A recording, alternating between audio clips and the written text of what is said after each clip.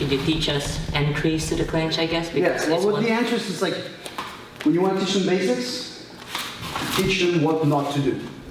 Okay? Don't try to run after the clinch.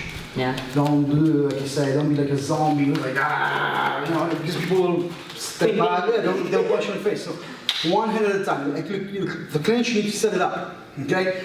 So you can do, let's say, just like a double jab or something. Jab, jab, boom, third one, you're going in. Let's say, that's one thing you can do. One hand at a time. Once you have one hand, well, I suggest, you don't have to do it. I suggest one little strike. Elbow or knee, okay? And boom, and then up at the other hand. Okay, so, never with both hands, okay? And when you get started, you can teach them to go across, all right, for the clinch. Because if you open up here, boom, open for punches, open for elbows, all right? So if you do that, you have to, like I said, you have to set it up. Like let's say you're jabbing, but you have to swim in. Because if you go from the outside, boom, it will get hit. So what we can do, remember like in Muay Thai, you don't always punch to punch, but you can punch to the guard, right? You can go like that, okay? That's distracting you, okay? And at the same time, I create my way in, right? So, and then you teach them both sides, okay? And so go jab, jab, and on the other hand. So always, very important, the guard, the Thai guard. If they're like this, like kickboxing style, boxing style, they will not be able to defend the clinch. Because the reaction will be, if someone wants to clinch, try to clinch me, what I will do is this, all right? Like I will just cover up and go tight. So they need to learn not to be afraid, to open up more, and then say you want to clinch me, okay? Just frame and block, okay? You have to keep this space, okay? I want to keep you away. That's how clinching is hard. One hand at a time, okay? So the other thing you can do, okay?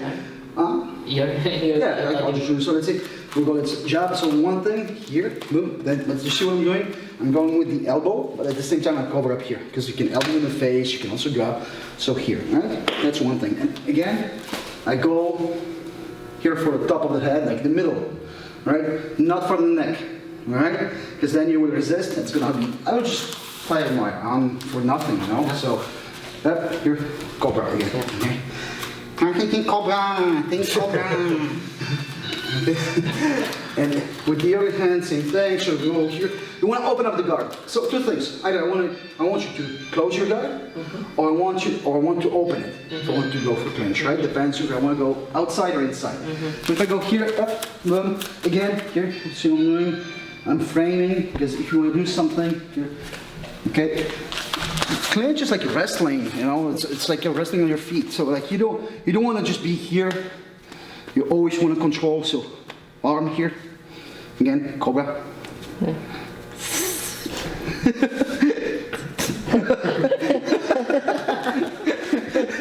All right.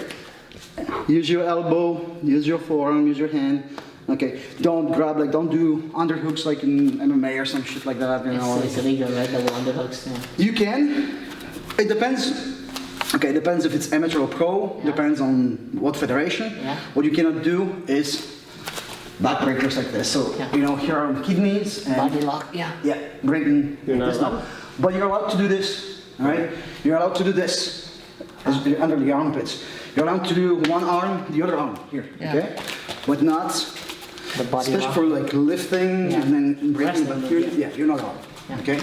So the other thing on the outside. So that's one that I like to do. Okay, so you want to bother always the guy here. Okay, and then you go just tap here. One, boom, go for the neck. All right. So let's say I'm jabbing here. I'm not really jabbing. Like that's just checking distance. It's like boom, teeth to the thigh here. I will just tap your hand. Boom, go for the neck.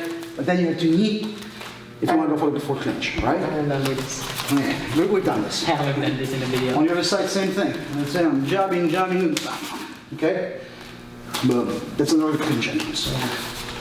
Always setting it up. Always doing something first, because otherwise you're in a big danger. If you're chasing a clinch, trying to grab the guy, elbows. One more thing, you told us about setting up the clinch or getting into an entry on a different stances, like I'm right-handed, and you're right-handed, and I'm right-handed, you're left. That's not really about the entrance. Yeah. It's more about what you're doing in the clinch. Oh, okay. So because your feet position. Okay, another important thing. So when you are in a clinch, Always at least 1 foot in, 1 foot out.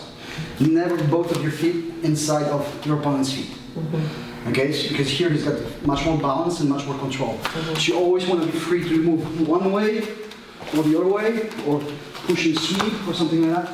If both of your feet are inside, if his feet are outside, doesn't matter if you have the stronger position or the, you know, if I have the full clinch or you have the full clinch, that's bad for me. So always at least 1 foot on the outside. Okay. Now it depends. Let's say if you're left-handed.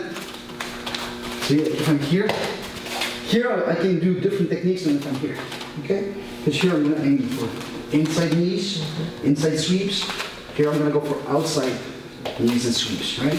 So all this, but this is more complicated. You're not going to do this with like brand new guys.